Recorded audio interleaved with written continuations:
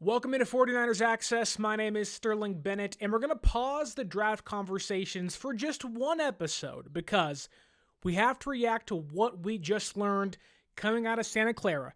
Because Niners GM John Lynch just updated us on Brock Purdy's contract, George Kittle's contract, even got some Fred Warner updates, and John Lynch may have even left us the biggest hint as to who the 11th overall pick may be in this year's 2025 NFL Draft. Don't forget to like, share, subscribe, leave us that 5-star review on the audio podcasting platforms, and let's dive into the news today on 49ers Access.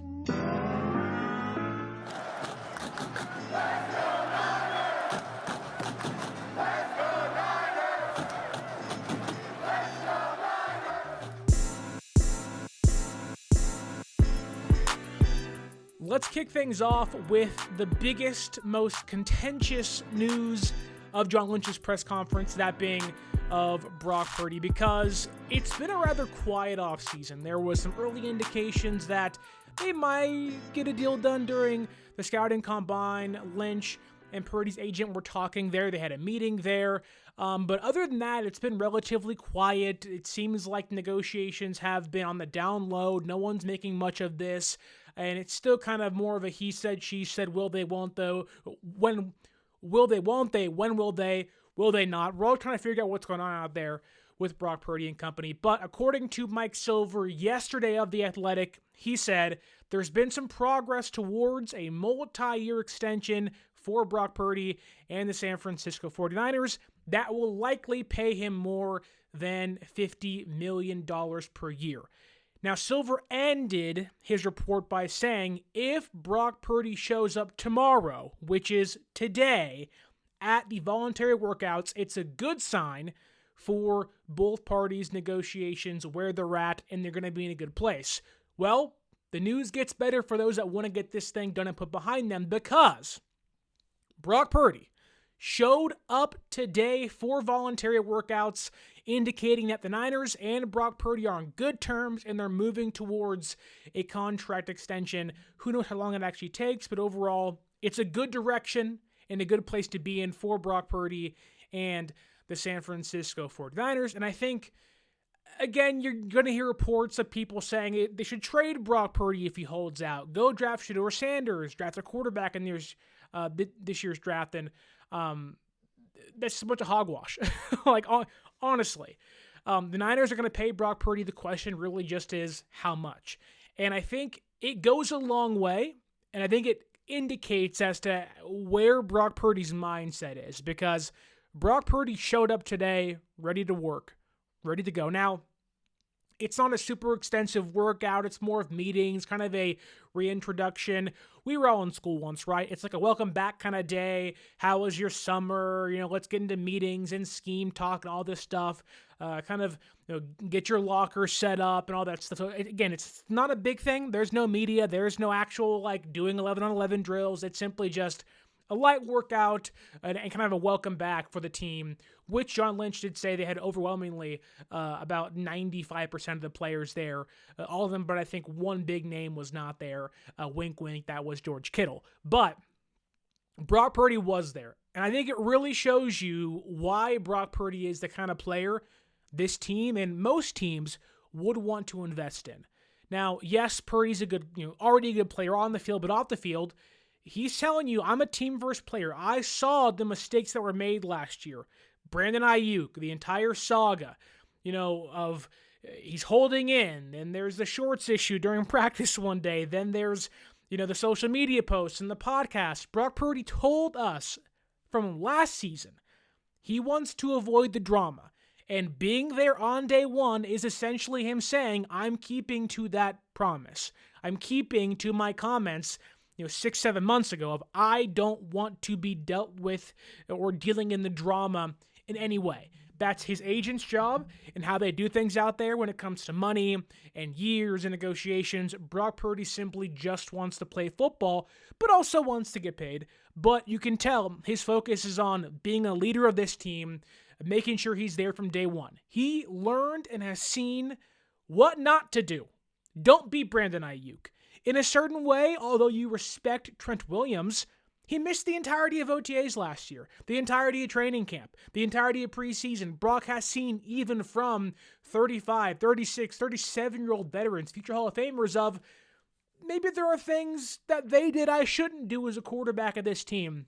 Because Brock last year talked about what it meant for him to not have Brandon Ayuk out there, to not have Trent out there, to not have, to have Juwan Jennings out there with him every single day, leading to a near 1,000-yard campaign. Those things matter. Day one matters for quarterbacks and receivers and tight ends and stuff. And, I don't think today's a big deal of like, oh my God, where was George Kittle? I do think it does give us, as fans at least, and also from a team perspective of like, look, Brock's committed to us. Even if we have yet to commit to him long-term, and they will, but haven't done it yet, he's committed to us as a team, as a fan base. Brock is saying, I'm not going to make this hard for you guys. I'm not going to hold out and hold in or, complain on, podcasts and social media. Brock is a team-first guy through and through. He's a reason why this team, when he came in 2022, they rallied around him so quickly. Yes, he was a good player, but also because they felt this sense of a team-focused mindset, a team-centered, okay, Brock's sacrificing for me because I sacrificed for him. And it kind of like refocuses your team. It gets your mind right. It gets your body right. It kind of helps the mentality of your roster.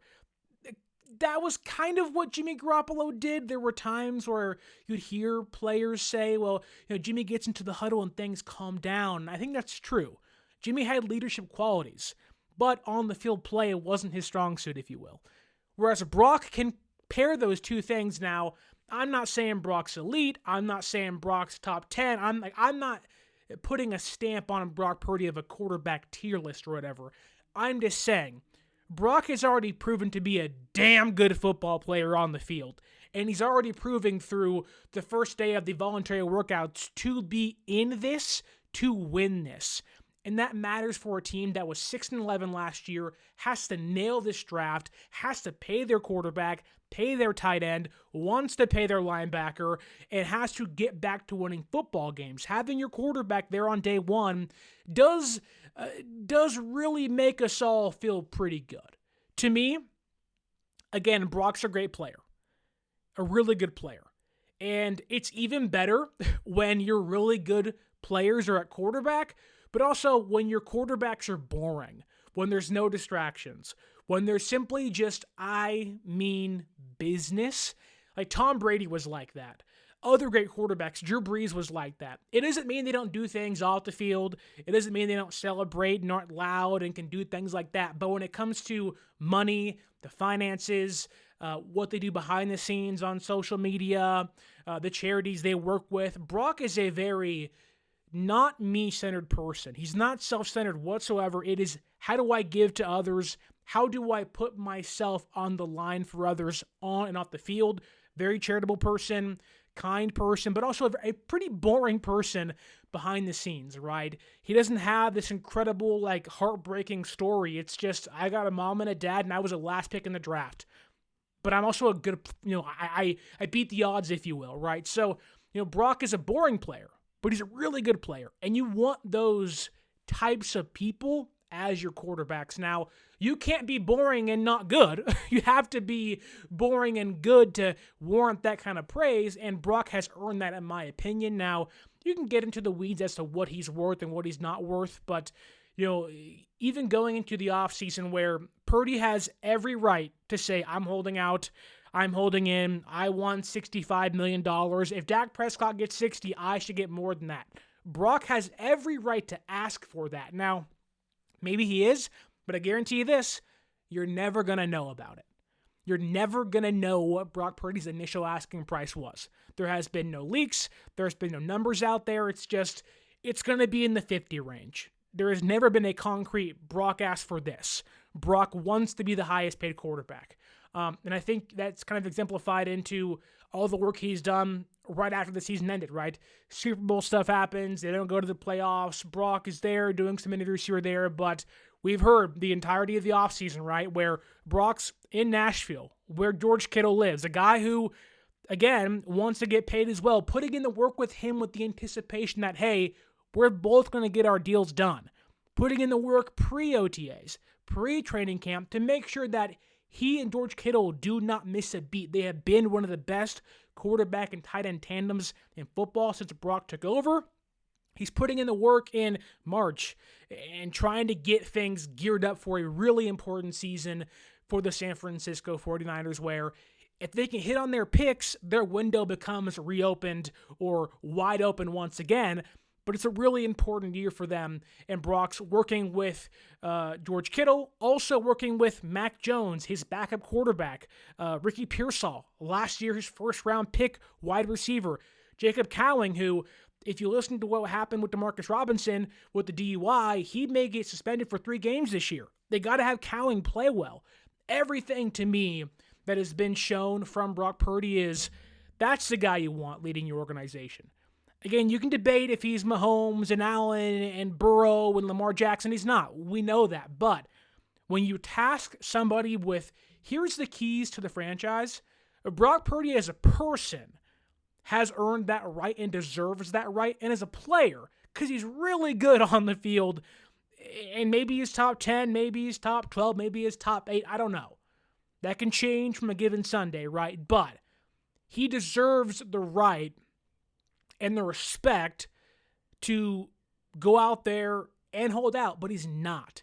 And all of that to me indicates Brock Purdy is the person I want to have leading the San Francisco 49ers. There's a reason why Lynch and Shanahan have, in a lot of different ways, verbally tied themselves and their tenure to him because they believe in Brock Purdy, at least as a person, and they think that he can be the person to at least help carry them into this new generation of Niner football, post Trey Lance, Jimmy Garoppolo, and Deebo Samuel, and more of the kind of, Dre Greenlaw, Talanoa Funga. They believe Brock can carry them to new or similar heights in the future, but I think Brock Purdy, again, you can debate as a player what he is and what he can and can't be, but I think Brock is just, he should be what every quarterback reaches for as a person. Off the field stuff, the work ethic, the way he leads by example, the way he captains a roster. Again, debate, play all you want. That's not what we're here for currently. We'll debate what he may or may not get later, but him being here on day one, I think is a tone-setting move for a franchise that needs direction. You love John Lynch. Maybe you love or dislike Kyle Shanahan. There's reasons to be on both sides, but overall, I think if you look for someone to kind of steer you in the right direction, to balance out your ship when it gets in rocky waters in a really weird offseason after a really bad regular season in 2024, I think Brock is doing a really good job through one day of voluntary workouts to make sure he's there, make his presence felt, and, really kind of tell the Niners, send a message to the team of like, if I'm here and I don't have to be, you better be here too. And so I think it's a good sign. I think a lot of it from Brock so far has been just thumbs up, great stuff. You love to see it. It's stuff that you wanted from Ayuk last year. It's stuff that we've seen in previous off seasons from George Kittle, Fred Warner, other leaders on this team. And at times when the negotiations get tricky and tough, and San Francisco lowballs you, it makes you want to pull out, and things can get disrespectful at times. From the financial aspect, Brock is not taking those things personally thus far. That may change, but it may not either. And I don't think Brock has given us any point to say that like, wow, Brock is doing things the wrong way. Brock has done almost everything the right way since being here on the field and off the field. But there are still some people like Joseph here in the comments coming in hot, saying signing Brock Purdy will make this the start of the downfall for this regime. I'd push back on that. I don't think this regime I don't think Brock Purdy is going to be a sole responsible party for this regime's faults, because they've already had some major faults pre-Brock Purdy, where I'm not saying the ice is thinning, but when you lose 2 Super Bowls and you have this kind of rocky offseason, like, yes, I think paying Brock Purdy does tie you to him, and his failures may be the ultimate downfall of the regime, which we'll see as time progresses. But ultimately, I don't we've seen Shanahan succeed with Nick Mullins at times and Jimmy Garoppolo and Brock Purdy. So I think we have to believe that if you're pairing Brock Purdy with Kyle Shanahan, that there's going to be some level of success, whether it's 3 years or a 4-year contract. We don't know what it'll be. But when it's all said and done, I have a really good feeling that, let's say, even if San Francisco doesn't win a Super Bowl, that the regime is not going to be crumbling because, again, last year's draft was really good. You're hoping on Thursday they can net that 11th overall pick and hit a home run with it in a pretty deeper class at certain positions, running back, even receivers pretty deep. You have a great coaching staff now in place. Salah's back, Shanahan's there, Kosarek's there, Kubiak's a pretty good OC. You have a lot in place. I have a hard time believing that signing Brock Purdy is going to be this ultimate ground-shaking mistake they're going to make. They've already made one of those before, and I don't think Brock Purdy's anywhere near that. You think Trey Lance, that was a big risk. A lot less risk with Brock Purdy if he can simply be a portion of what he was in 2023. This team's going to win 10-plus games. Whether this year or next year, I have no idea, but they should be competitive. Again, they got CMC, Grando, Trent will be back. He was there today, which is a really good sign. You like Pearsall a lot. You love Jawan Jennings. You can get IU Kelty probably in November, hopefully. There's a lot to like from this roster still. It's very top-heavy, but that's why you have 11 picks this year to hopefully fill out your depth and get stronger. There's reasons to be optimistic, reasons to be pessimistic, but I don't think Brock Purdy is one of those hinge points for me. I think Brock's been really good. Had one rocky season, that was last year, but a lot of things went wrong, where it doesn't excuse everything, but it does excuse some things for Brock, which I think and I hope, knowing the person he is and wants to be, he's going to use last season as a learning point and a point to say, I don't want, Christian McCaffrey not being healthy to be a reason why I can't perform well. And maybe that's not a blind belief, but an overwhelmingly strong belief in who Brock Purdy is and wants to be, the work ethic he has. I do believe in Brock Purdy. Now, how much? I don't know, but I do think Brock, if you're going to give Brock $54 million, which is below right now the market price, it's a pretty good deal for both sides. Now, you can get the years and stuff, but overall, I think that Brock is not going to ruin this organization or the regime whatsoever. Joseph tags his comment here by saying, when Brock crashes and burns and we go 7-10, I hope you're in the chat, Juan. Referring to Juan Doe up at the top, calling out Joseph for his comment earlier. I really think that, again, there's a lot of reasons to be not excited or to push back on Brock Purdy as a player and whatnot, but I think that Brock has done everything right since day one, and I think it's really hard to kind of find flaws in him as a person and as a player. He isn't tall enough, he isn't strong enough, but overall it's like Brock's been a winner, and you hope that this team can do good by him and by themselves and build a roster around him to make him better in every single aspect. The expectation shouldn't be Mahomes or Allen, but I think that if you give Purdy $55 million per year, it's a good deal, and you're going to be in a good place to succeed. And look, don't forget this either, is that right now we're in 2025, right? So if they give Brock Purdy a 4-year deal, and let's say that puppy ends in 2029, when all the TV deals are up, when ESPN and Fox, when all this new cap stuff is going to get rearranged all over again. So there's a real way where San Francisco could give Brock Purdy a 4-year deal, a 3-year deal, and set themselves up for a crazy 2029 offseason where all the TV deals are going to be redone. The NFL is probably going to have a $345 million cap. It's going to be crazy. So, again, that's a long ways away, but this long-term thinking, there is a way where Brock Purdy's contract is a really good thing for San Francisco in the short term, and also kind of sets themselves up for, if they are done with him in 4 years, a really big swing in 2029 where if San Francisco goes to the playoffs, in the next 3 of the next 4 years, they're going to be happy with that. Now, they're not going to be overjoyed. They're going to win the whole thing. But overwhelmingly, if you're in the dance over and over again, and he isn't the reason why you're losing, you're in a good place. But you got to fix the offensive line, get a left guard, find a left tackle in the future, the next couple of years. I really think that, again, Brock's not going to crush you whatsoever. I don't think the injury history is that big of a deal. The UCL was a freak kind of freak incident. And the shoulder, guys get hurt all the time. So I'm not really too worried about Brock Purdy. Now, again, if you're paying him $65 million, we're having a different conversation. But being there on day one, Brock is setting a tone and showing to be a leader for the organization. I do want to dive into George Kittle because George Kittle is the other more contentious topic of conversation because George Kittle wasn't there today. And a lot of people were making this a big deal. Oh, Kittle isn't there. He's a no-show. He's holding out. It's there's bad signs. And to be very honest with you, George Kittle never, ever, ever shows up to the pre-draft portion of the quote-unquote voluntary workouts, right? This is not OTAs.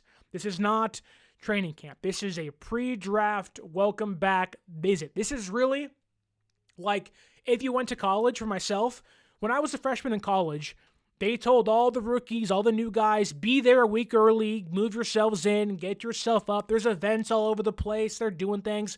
But if you're a sophomore, if you're a junior, if you're a senior, if you're in grad school, you move in 2 weeks later, no fanfare at all.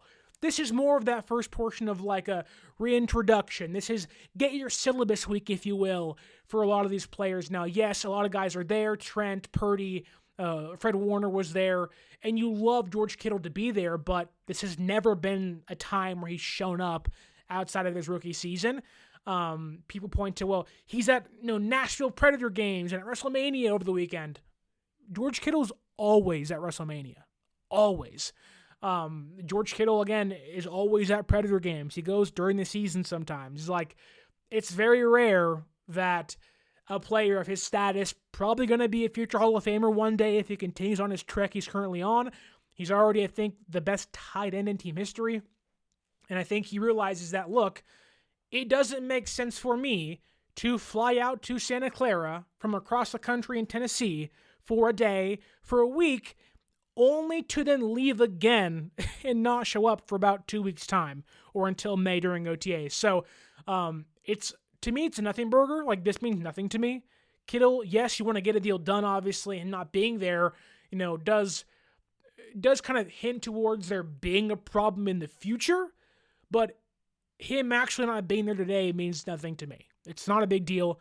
Now, if it gets to June and we're in July and it's like, hey, we're in training camp, we're in OTAs, we're in preseason, that's a problem. And somebody on Twitter today pointed to, well, Trent Williams showed up today. And I was like, yeah, the difference is Trent got paid last year. Trent got paid last offseason after not being at OTAs, not being at training camp, not being there during the preseason. So, if anything, you'd want some more proactiveness from San Francisco's side, but we know they do this all the time. It was a problem with Debo, Warner, Kittle in previous years, Ayuk, Brock Purdy currently. Like, there's a lot of frustration from us towards the player, but in reality, that frustration should be pushed more towards the team. Now, there's nuances in there for sure. Like, Ayuk made things harder for San Francisco than it really should have been. But even Ayuk would tell you, like, they didn't come offer me a deal for a month. Like, what am I supposed to do? So, it's back and forth. But overall, like, George Kittle not being there today, to me, is a non-story. However, a bigger story of this could be San Francisco potentially lowballing players. Now, a reason why this is coming to conversation is because you had the Davante Adams conversation, and I'll tie this back into George Kittle in a second, but according to Mike Silver, who had a long, I think it was an op-ed or an editorial on Davante Adams today, an interview with him for The Athletic, Davante talked about how he felt disrespected by the San Francisco 49ers during free agency.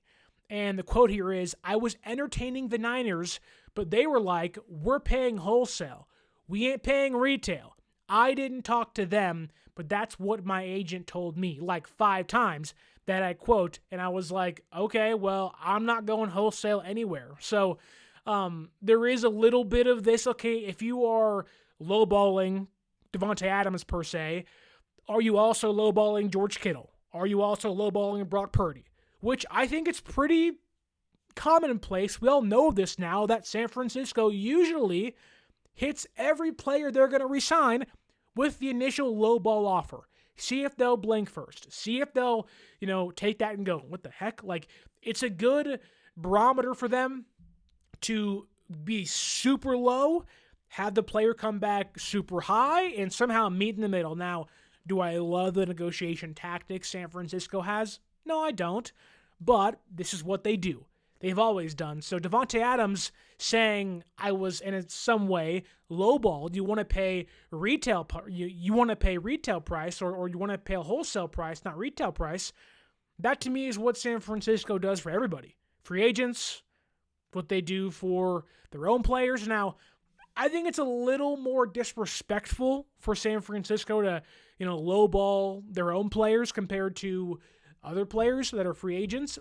But then there's San Francisco's point of view of like, well, George Kittle, you're under contract. Brock Purdy, you're under contract.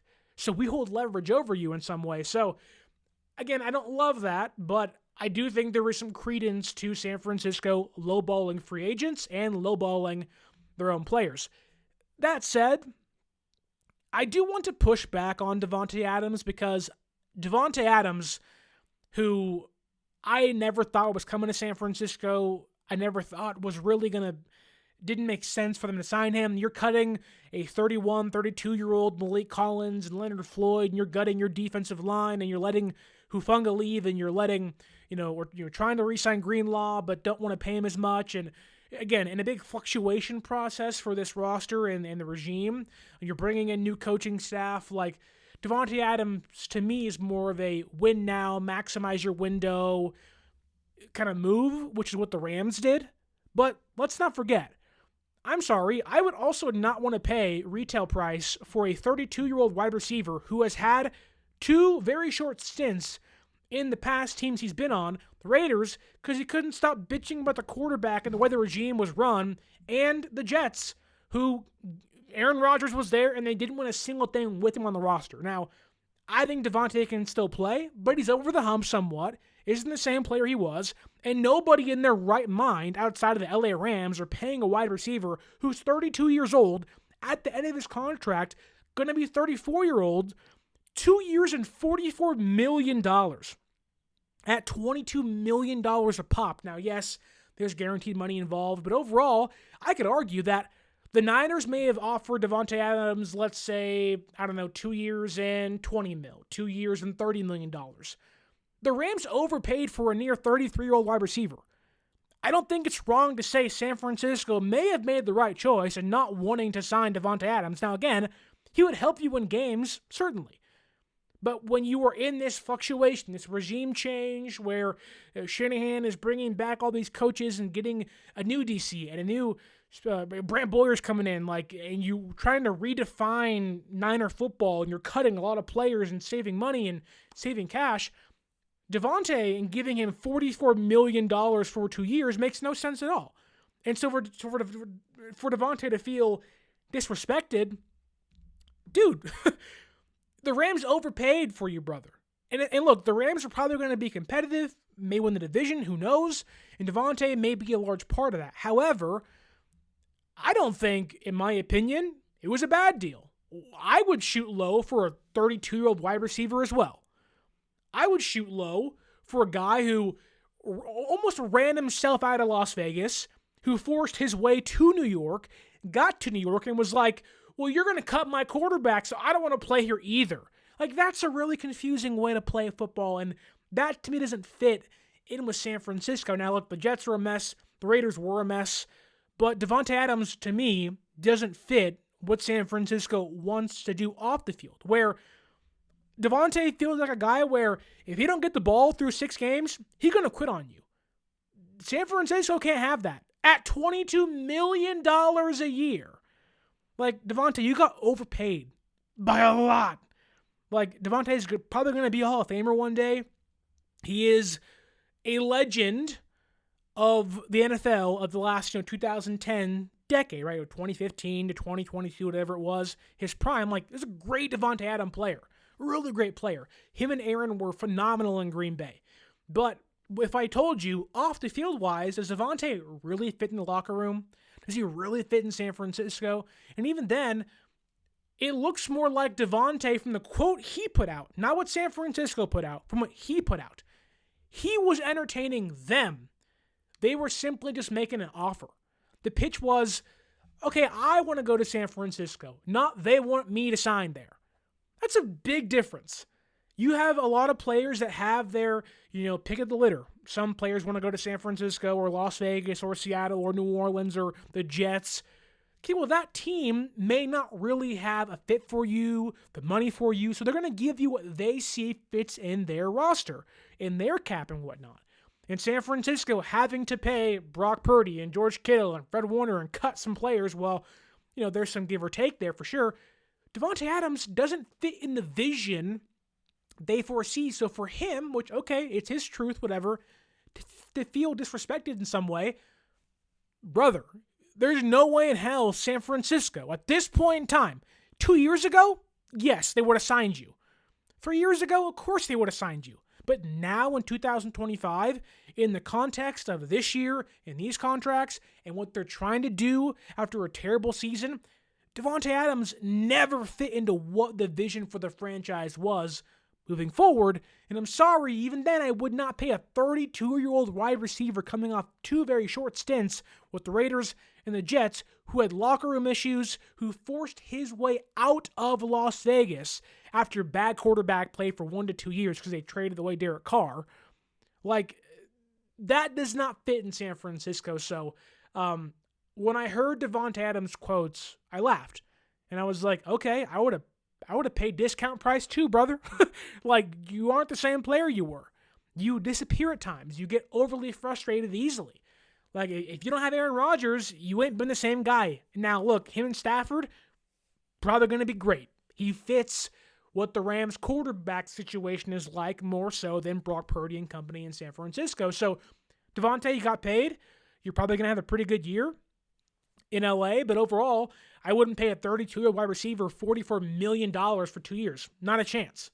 Not a freaking chance ever. San Francisco just traded away Deebo Samuel. Like, he was making a pretty nice chunk of change. Why would they go then sign Davante Adams for more equal that amount? Doesn't make sense. So, you could feel a certain way, Davante, but overall, I think San Francisco dodged a bullet not signing you. You fit LA much more than San Francisco. But tying it back into George Kittle, the Niners and George Kittle, when you talk about lowballing players, I would not be shocked to watch San Francisco push things off, lowball him, hence why the report from Silver was the team and George Kittle remain pretty far apart in conversations. Now, again, I think far apart in conversation means that, hey, we want to pay you $15 million per year, give you the almost the exact same contract you got 4 or 5 years ago. And Kittle's like, no, I want to get Trey McBride money. And I think San Francisco, like usual the last couple years, have shot themselves in the foot by not trying to get a deal done earlier during the offseason. Now, again, we're pre-draft. Draft's in 2 days, 3 days now, this weekend. But San Francisco watched their NFC West rival, the Cardinals, give Trey McBride a 4-year, $76 million deal, which is $19 million per year and $43 million guaranteed. As soon as that happened, every single journalist, content creator, reporter all said, well, George Kittle's a pretty happy guy right now. And you want to know why? Because he's seeing money signs like, cha-ching, I'm going to get $80 million per year. Or not per year, but I'm going to get $80 million and $20 mil per year. I'm going to get 45 guaranteed. And it was like, oh crap. Had San Francisco been proactive and got a deal done sooner and not done this whole we do the offseason in phases kind of thing and, kind of work things out at a quicker rate, they could have avoided now it seems like paying George Kittle a really hefty price tag where tight end continues to be a lower paid position where now Kittle's current deal on his current deal, he's getting paid $15 million per year. He's going to want 20 per year, and rightfully so. He's a better player than Trey McBride, and McBride's great as well, but Kittle has been, and coming off a 8+ touchdown season, 10+ touchdown season, over 1,000 yards again, Kittle's like, I'm not slowing down at all. I want more than McBride got per year on Kittle's current deal. He's getting $40 million guaranteed. McBride got 43. Kittle may say, I want a 4-year deal for $80 million, $20 mil per year, and I want 45 guaranteed. And you know what? That's deserved. That's earned for what he's done. But I do wonder, one hump that they may try to get over, and maybe this is a sticking point for San Francisco, is, look, we made a lot of mistakes in going all in, right? Traded some draft picks for Chase Young, Randy Gregory. We paid Javon Hargrave. We paid Deebo Samuel. We paid Brandon Ayuk. We paid Trent Williams, or redid Christian McCaffrey's deal. We, tried to get Trey Lance to be a great quarterback, trading 3 first-round draft picks. Like, we took some big risks here, and we missed on a lot of those, deals and players. And I think with all the talk of Brock Purdy's contract, how San Francisco's coming in hot. They want to penny pinch. They want to be brutal.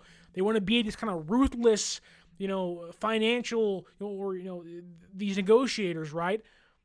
I can see them using the exact same tactics against George Kittle. Well, George, Trey McBride is only 25 years old. You're 32. You mean, you're really worth that? I think if you're San Francisco and even George Kittle, okay, give him a 3-year deal. You ain't got to give him 4. Give him a 3-year deal.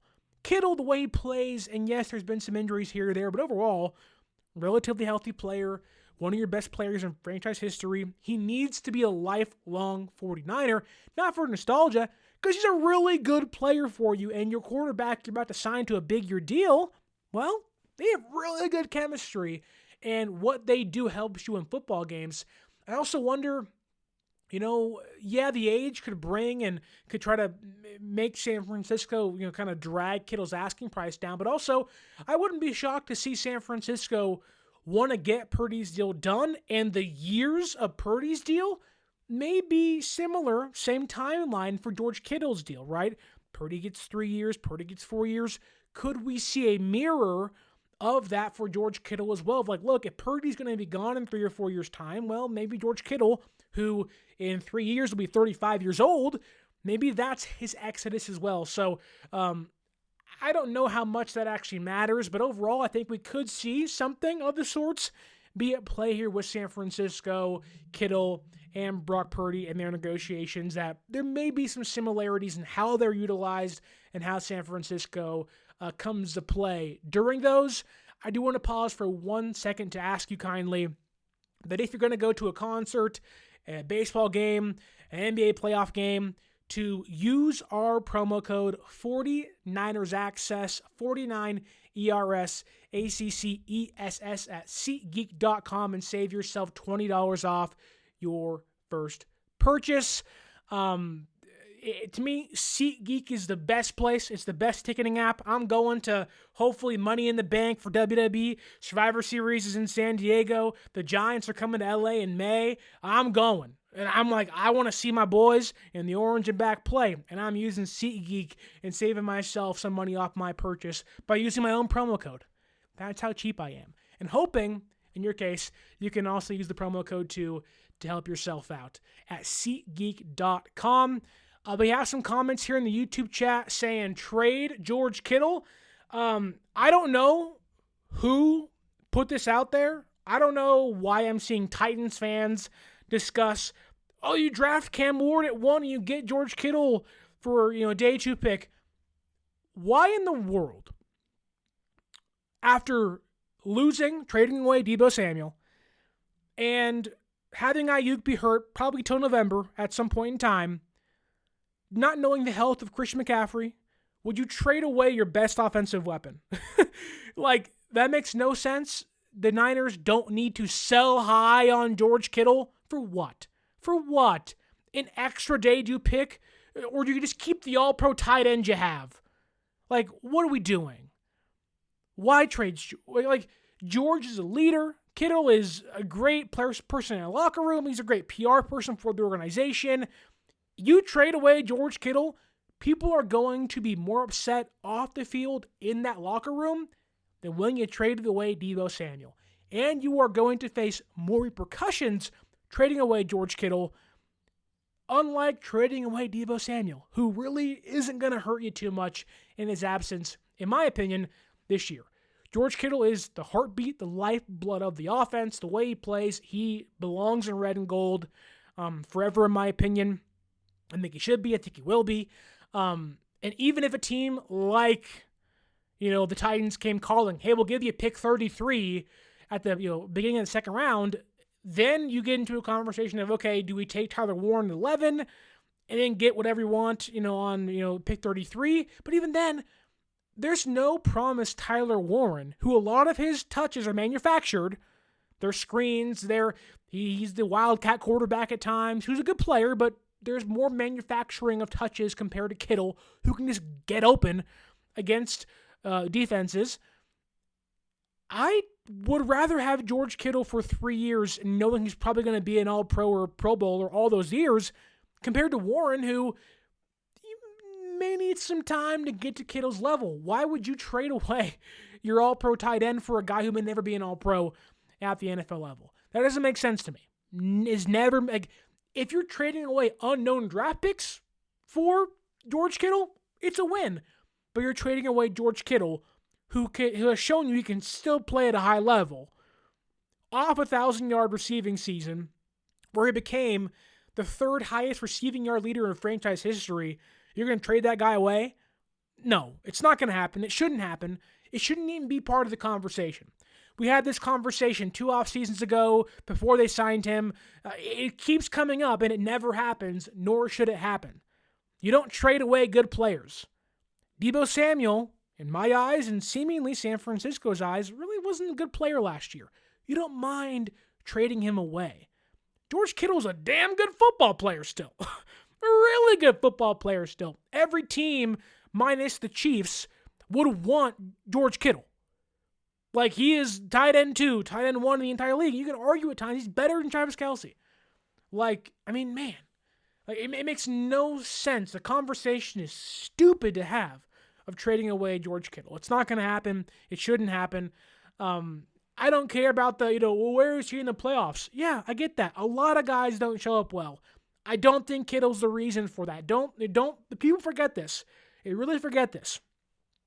George Kittle was the reason San Francisco had the lead against the Rams in 2021 in the NFC title game.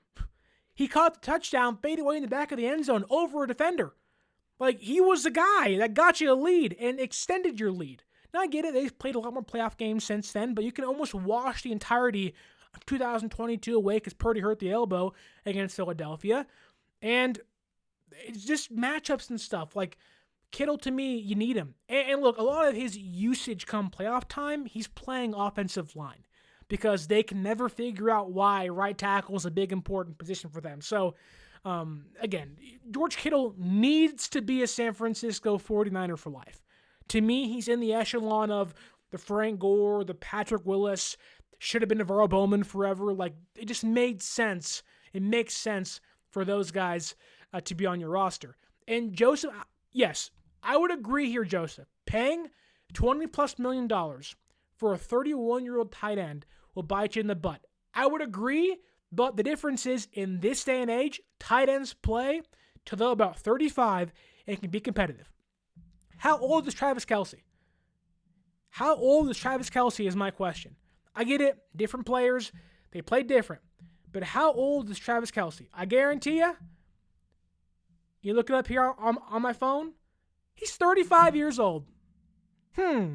So George Kittle at 31 has 3 years left, and he's 34 years old at $20 million per year, or whatever it may be.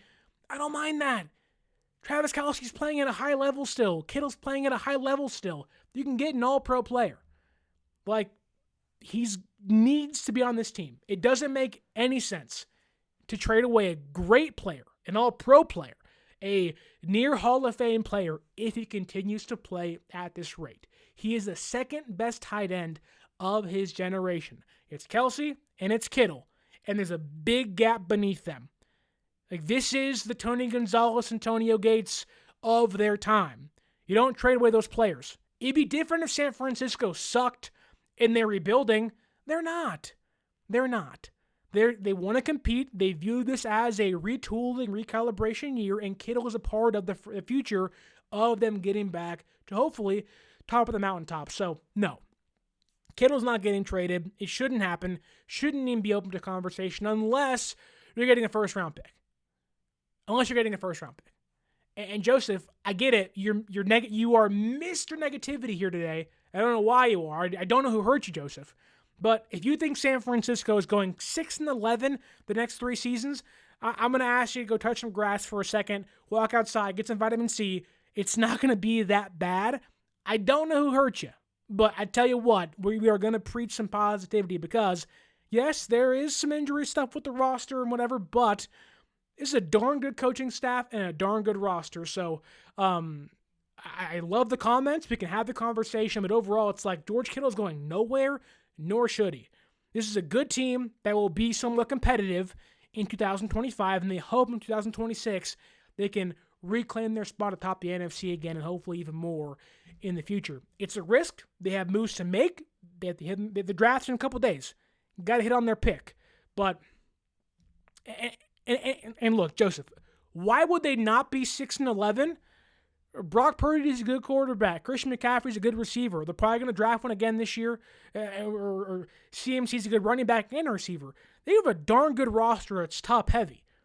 You fill it out, it's one of the best in football again. I don't know why people can't comprehend that. Like, the Niners can still be a good team. They just need some depth. And a lot of being a good team comes with re-signing and bringing back your good players. George Kittle and Fred Warner, who also showed up today at the voluntary workouts. I've seen some people kind of put Kittle and Warner in the same grouping of like, oh, I'm worried, I'm scared. Fred Warner has 2 years left on his contract. There is not a pressing need to get Fred Warner's deal done. Obviously, you love Fred. He is the best linebacker in football, bar none. Even without Dre Greenlaw out there, Fred was playing like an all-pro before he hurt his ankle last year. But to me, not to say getting Fred done isn't going to be a priority, but I don't think it's going to be a priority compared to Kittle or Purdy, who are in the last year of their deals. They want to get those deals done. So, and really also Fred showing up today kind of shows like, look, there ain't no bad blood. There's not this, we're far apart on a deal. This is more about Fred being a leader, being a captain, knowing that I need to be here for this team right now. Especially, without Dre Greenlaw back this year, now at Denver. You got Nick Bosa, and that defensive line is super thin, like bodies-wise. So somebody had to show up, honestly. It seemed like Nick Bosa showed up, but I also wouldn't doubt it if Nick Bosa didn't show up either. So Nick really doesn't come until OTAs and sometimes doesn't even come for OTAs. So again, I think a lot of their absences and even their appearances are being overblown a little bit, albeit for Fred, it means far less from a contractual standpoint than Purdy or Kittle's do. But I don't think there is a pressing need to get Warner's deal done. But you want to get it done, but compared to Kittle and Purdy, it's not anywhere close to being a top priority for them this offseason. I want to move on to the last tidbit of what John Lynch said that was meaningful, because we have been racking our brains trying to figure out what San Francisco is going to do at pick number 11. Is it going to be edge rusher? Is it going to be Walter Nolan, defensive tackle? Is it going to be Tyler Warren, tight end? Is it going to be Kelvin Banks or Josh Simmons? There's so many options on the board for San Francisco, and as we inch closer to the actual draft night on Thursday, everyone's going to kind of be on edge as to, okay, you got to hit on this pick. And I think the overwhelming consensus has narrowed down at least position-wise, it's going to be defensive tackle and going to be the edge rushing group. It'll be that group of players. Now, I think we all could say we want them to trade back, but it doesn't seem like that's going to happen. Everybody wants to trade back, so that's kind of off the table. Unless Ashton Genty falls to 11, then the Broncos could want to move up, or the Cowboys want to move up. It depends. Again, the way the board falls will give us a good indication as to how San Francisco can play things, but overwhelmingly, trading back doesn't seem like an option for them. That said, all the eyes go back to pick 11. I said, okay, if it's defensive tackle, it's Derek Harmon, who has some medical issues that got flagged recently by some teams. Not sure if San Francisco's in that conversation or involved in that grouping. Then there's Walter Nolan. Then there's Kenneth Grant. Then the edge rushing group is, Michael Williams and Shamar Stewart and Mike Green, and there's some give and take in all those players. But John Lynch, not to say gave it away, but really hinted at who the pick will probably be at number 11, barring that player getting picked earlier inside the top 10. And I'm going to give you the exact quote here, basically, and there's two of them that kind of dictate who we're talking about. I'll give you the second quote first because it's who they're not going to draft most likely. And the quote from John Lynch was, "Sometimes the production doesn't lie." And when you hear that, and you think of who's being considered inside the top 11, top 12, the edge rushing group, you talk about Mike Green, who had 17 sacks last year but has some red flags. So the production's there, but red flags kind of push him down the board for San Francisco. Then there's, Shamar Stewart, who had all these incredible traits, a good RAS score. He's tough, he's quick, he's fast, but he's super raw, and he had no production whatsoever. But he plays the wide 9 extremely well. He fits what they want to do in San Francisco. But there's a lot of banking on production, banking on projection compared to production. And to me, when John Lynch says, sometimes production doesn't lie, that to me screams they're not drafting Shamar Stewart. It's a bull in the china shop, just kind of a reckless, doesn't really have a direction, no pass rush plan, just an athlete that you like that has power, but the production doesn't lie. He didn't have many sacks last year, little pressures. He wasn't finishing off plays. To me, John Lynch openly told the media that unless something changes, I'm sure they have an idea as to who the first 10 picks will be, but at pick number 11, it's likely not going to be Shamar Stewart. He will probably be there. I will say this, that the Saints are that sneaky Shamar Stewart, the Bears are that sneaky spot for Shamar Stewart because Dennis Allen, formerly of the Saints, are known to pick those bigger-bodied, athletic DNs that don't really have much production at the collegiate level. So it seems like the Niners are no on Shamar Stewart, but the player they, in my opinion, have their eyes on is based off what John Lynch said today. And when he said this, you've got to have the ability to set a firm edge. That is something we covet. Who does that sound like to you? Who does that sound like to you? I like a guy that sets the edge. That's a trait that we covet. To me, if you have watched any of my mock draft, and hopefully you watched the last one we did last week, there's a pretty clear-cut answer there. Where if you don't want the production and you're scared of the production that Shamar Stewart has, where it really wasn't productive whatsoever at Texas A&M, but you want the hard edge setting defensive end, a guy you can believe in that, let's say, has good size. Maybe he's 6'5", 265 pounds, had an 82.9 run defense grade last year for Georgia. He had 30 pressures. He had 6 sacks. He had an ankle injury last year that may have pushed down his production, but overall better and similar production to Shamar Stewart. But again, you believe there's more there for you compared to Stewart. It really does sound like that the Niners have keyed in on Michael Williams from Georgia as their top edge rusher at pick number 11. Now, obviously, they would love Abdul Carter, but even then, Abdul Carter is shorter than Michael Williams, a little smaller. Like, I think San Francisco has kind of told us, we want Michael Williams at pick number 11. Now, this could be the ultimate Vince Russo WCW 2000 swerve, and we all go, oh my God, it's, Nick Scorton. And we all say, what the heck? Like, where'd that come from? Or it's, Princely and Malin from Ole Miss. Like, oh my God. Like, and we're all like, oh, what overdraft. But it seems like they have really put in the work on Michael Williams. It seems like compared to what, the kind of yin and yang to what Lynch is saying there, they want the hard edge setter. It sounds like Michael Williams is the guy for San Francisco at pick number 11. Now, in our last mock draft, I talked him up. I talked about why it can be the pick for you at number 11. So if you want more information on him, either tune into that or you can come back here tomorrow, maybe even tonight. We'll see. And as I unveil my my final mock draft before Thursday's NFL draft first round, again, there are some things to like about Michael Williams. Big edge rusher. He's an edge setter. The Niners haven't really had one of those in a long time.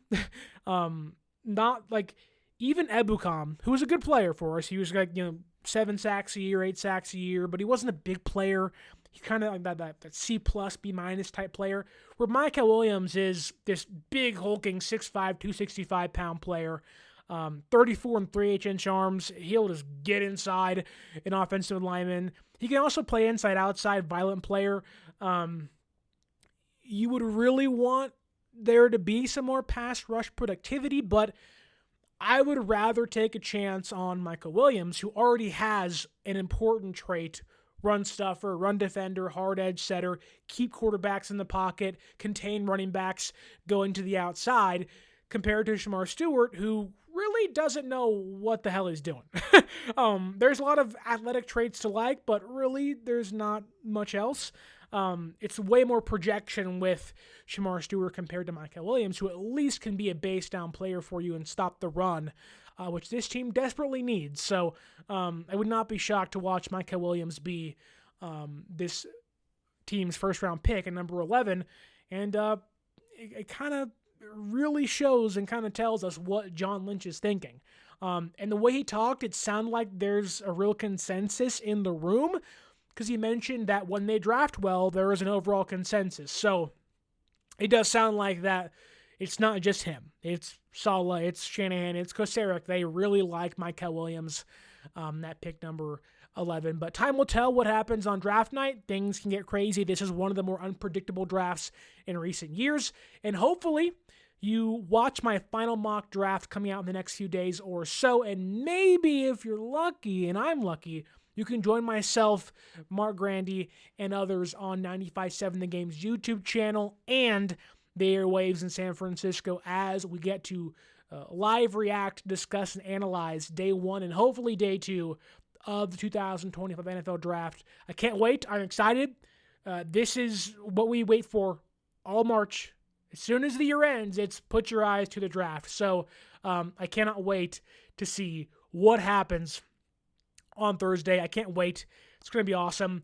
And I will be eagerly waiting to see what San Francisco does, because I am anticipating a lot of groaning and complaining and not very much praising on the behalf of San Francisco on Thursday. So I'm hoping we can all collectively like the pick they make, but I'm sure it's never going to happen with the fan base.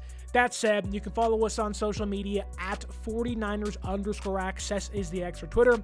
49ers.access is the Instagram. You can use that promo code 49ersaccess, 49 ERSACCESS at SeatGeek.com to save yourself $20 off your first purchase. And you can get yourself a can of goat fuel down below using our link and save yourself 10% off your purchase at goatfuel.com. Thank you to Bobo, Fish and Chips, Niner Josh, Seeker of Truth and Wisdom, Joseph Ernberg, Kawachipto, many, many more in the YouTube chat. Leon Sandcastle, always one of the best, and more of you as well. Don't forget to like, share, subscribe, leave that review. Have a great rest what is it, Tuesday evening, and I'll talk to you soon. And as always, my name is Sterling Bennett, and stay faithful.